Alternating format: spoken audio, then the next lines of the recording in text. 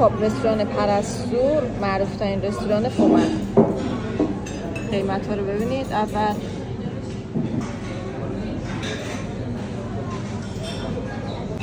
اینجا شعبه اصلیه و شعبه دیگه اگر رفتیم بدونید که این نیست. طبقه بالا هم دارن.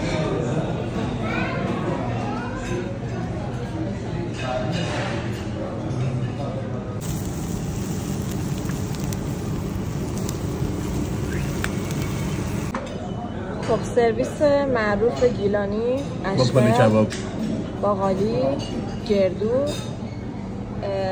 زیتون پرورده و ماست. پیش غذا. خب اینم چنجه و اینم کوبیده.